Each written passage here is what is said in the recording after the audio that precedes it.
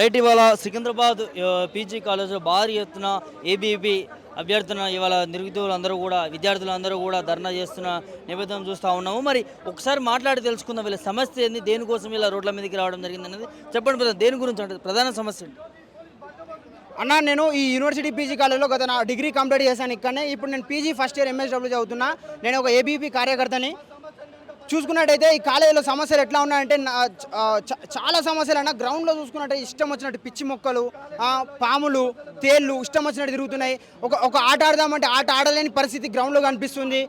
క్లాసులో చూసుకున్నట్టయితే ఒక ట్యూబ్ లైట్ ఉండదు. ఒక్కరు గుర్తుపెట్టుకోవాలన్న, ఇది యూనివర్సిటీ సబ్ క్యాంపస్ అన్న. యూనివర్సిటీ సబ్ క్యాంపస్ ఉస్మానియా యూనివర్సిటీలో ఒక ప్రెస్టీజియస్ కాలేజ్. ఈ కాలేజీలో ఎవరెవరు వస్తారంటే టాప్ ర్యాంకర్స్ ఎవరైతే ఉంటారో సిపి గేట్లో అయినా సరే టాప్ ర్యాంకర్స్ వస్తారు ఇక్కడికి. మళ్ళీ డిగ్రీలో చూసుకున్నట్టయితే ఒక ఉత్తమమైన మార్కులు సంపాదించి కాలేజీలోకి వస్తారన్న. అంత దూరం నుండి దాదాపు ఓవరాల్ తెలంగాణ నలుమూలల నుండి ఇక్కడికి వస్తారు. ఇలా అంత దూరం నుండి ఇక్కడికి వచ్చి ఇన్ని సమస్యల మధ్య వీళ్ళ కళాశాల ఎట్లా చదువుతారో నాకు అర్థమైతే లేదు. చూసుకున్నట్టయితే ఈ విద్యారంగ పరిస్థితుల్లో చూసుకున్నట్టయితే క్లాసులో ట్యూబ్లైట్ సరిగ్గా ఉండే, ఫ్యాన్స్ సరిగ్గా ఉండే, ఇన్ఫ్రాస్ట్రక్చర్ లేదు. మళ్ళీ ఈ ఎంఎస్డబ్ల్యూ చాలా కోర్సెస్ సెల్ఫ్ ఫైనాన్స్ కోర్సుల కింద ఉంటున్నాయి. మీరు ఇంకా చూసుకున్నట్టయితే రీసెంట్గా కరెక్షన్ జరిగిందన్న. అంటే రిజల్ట్ వచ్చింది దాదాపు మార్చిలో మేము ఎగ్జామ్ రాస్తే మాకు జూలైలో రిజల్ట్ ఇచ్చారు. ఆ రిజల్ట్ కూడా ఎట్లా ఇచ్చారు అంటే ఒక 38 మంది విద్యార్థులకు 33 మంది ఫెయిల్ అంట అన్న.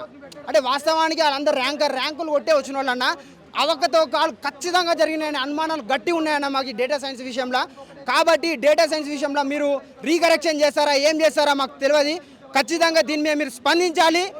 ఇంతమంది అంటే దాదాపు ఉత్తమమైన విద్యార్థులు ఇక్కడ చదువుతున్నారు కాబట్టి ఇంతమంది ఫెయిల్ కారని మాకు కనిపిస్తుంది. ప్రధానంగా చూస్తే కాంగ్రెస్ ప్రభుత్వంలో నిరుద్యోగులకు కావచ్చు, మీ విద్యార్థులకు కావచ్చు అన్యాయం జరుగుతుందని చెప్పుకోవచ్చా? ఏం చెప్తారు? ఖచ్చితంగా అన్యాయం జరుగుతుందని చెప్పాలని. ఎందుకంటే ఈ గవర్నమెంట్ వచ్చిందే ఈ విద్యార్థులు నిరుద్యోగులు వీళ్ళ తిరుగుబాటు వల్లనే ఈ రేవంత్ రెడ్డి గవర్నమెంట్ అనేది వచ్చిందన్న. ఇప్పుడు ప్రజెంట్ చూసుకున్నట్టయితే ఒక మద్యానికి మంత్రి ఉన్నాడు కానీ ఒక విద్యకు మంత్రి లేని పరిస్థితి మన తెలంగాణ రాష్ట్రంలో కనిపిస్తుందన్న. ఈ ఖచ్చితంగా దీన్ని మేము ఖండిస్తున్నామన్న. ఖచ్చితంగా మీరు విద్య పైన ఇంత నిర్లక్ష్యం వహిస్తే ఇంకా మున్ముందు మీరు ఖచ్చితంగా ఉద్యమ పోరాటాలు తప్పకుండా చూసారన్న. రేవంత్ రెడ్డి మీకు ఖబర్దారు చెప్తున్నాం, మీ గవర్నమెంట్ కుప్పకూలడం ఖాయం. ఒకవేళ మీరు విద్య పట్ల నిర్లక్ష్యం వహిస్తే ఖచ్చితంగా మీరు విద్యాశాఖ మంత్రిని ఇప్పటికైనా ఏర్పాటు చేయండి. లేకపోతే విద్యార్థి ఉద్యమం మరో ఉద్యమం ఏబీపీ ఆధ్వర్యంలో ఖచ్చితంగా ఉద్యమిస్తుంది. ముఖ్యమంత్రి ఉన్నాడుగా, విద్యాశాఖ మంత్రిగా. ముఖ్యమంత్రి విద్యాశాఖ మంత్రి ఎట్లయితాడన్నా? ముఖ్యమంత్రికి వేరే బాధ్యతలు ఉంటాయి కదా. ఇప్పుడు పర్మనెంట్గా ఒక విద్యాశాఖ మంత్రి కావాలి. ఎందుకంటే ముఖ్యమంత్రి గారు ప్రతిదాన్ని ఎట్లా పట్టించుకుంటారు?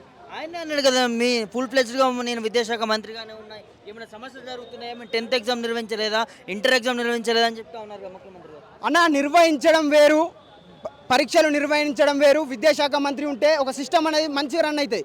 మనం ఒక డెమోక్రటిక్ కంట్రీలో ఉంటున్నామన్న. ప్రతిదానికి ఒక బాధ్యతలు ఇచ్చుకుంటూ ఉంటాం మనం. మనకు కాన్స్టిట్యూషన్ ఉంది కాబట్టి ప్రతిదానికి ఒక బాధ్యతలు వైజ్గా ఇస్తే మనం అవకతవకలు జరగకుండా ఉంటాయి.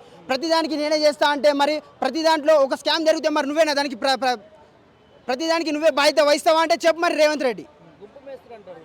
గుంపు మేస్త్రి పాలన అంటున్నారు అన్న. మరి ఇప్పుడు విద్యకి గుంపు మేస్త్రి పాలన అంటే ఇప్పుడు మమ్మల్ని కూడా విద్యార్థుల్ని కూడా గుంపు మేస్త్రి లాగా మీరు ఇల్లు అంటే మేస్త్రి పని చేసుకోమన్నట్టే ఇప్పుడు ఇంటి చూపిస్తున్నట్టు అనిపిస్తుంది అన్న.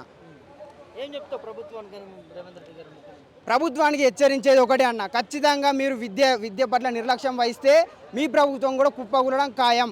ఇప్పటికైనా కళ్ళు తెరిచి పెండింగ్లో ఉన్న 10,000 కోట్ల స్కాలర్షిప్లని విడుదల చేయాలి. ఎందుకంటే ఇవి 2 సంవత్సరాల నుంచి పెండింగ్లోనే ఉన్నాయి. కాబట్టి ప్రతి ఒక్క విద్యారంగ సమస్యల్ని తక్షణమే చర్యలు తీసుకోవాలి.